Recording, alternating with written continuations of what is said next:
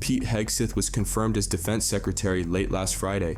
What are his responsibilities now? What does this mean for the Department of Defense? Let me explain.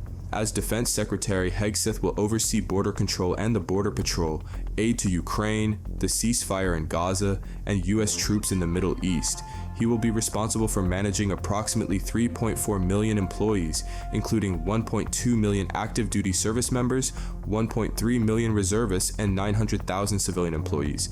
He will oversee about 500 military bases across the U.S. and approximately 750 bases in 80 countries.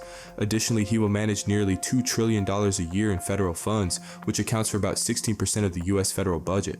While the President of the United States is the Commander-in-Chief and decides how to employ the military, these decisions rely heavily on the recommendations of the Secretary of Defense, as well as the Chairman of the Joint Chiefs of Staff. During his confirmation hearing, Hegseth stated, "When President Trump chose me for this position, the primary charge he gave me was to bring the warrior culture back to the Department of Defense." He added, "He, like me, wants a Pentagon laser-focused on lethality, meritocracy, warfighting, accountability, and readiness." Hegseth's confirmation vote resulted in a 50-50 tie, which was ultimately broken by Vice President J.D. Vance, who cast the deciding vote in favor of Hegseth. 3 Republican senators, Susan Collins of Maine, Mitch McConnell of Kentucky, and Lisa Murkowski of Alaska, joined Democrats and independents in opposing his confirmation.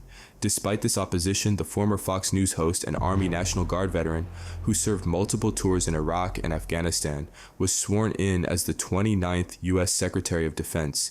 His appointment follows months of scrutiny over allegations of sexual assault, abusive behavior, and financial mismanagement of veteran nonprofit organizations. Critics have also raised concerns about his lack of administrative experience and his controversial stance on women serving in combat roles, citing his past remarks questioning their physical capabilities and his support for policies that could limit their opportunities within the military. In his book, The War on Warriors Behind the Betrayal of the Men Who Keep Us Free, he wrote, "Women cannot physically meet the same standards as men."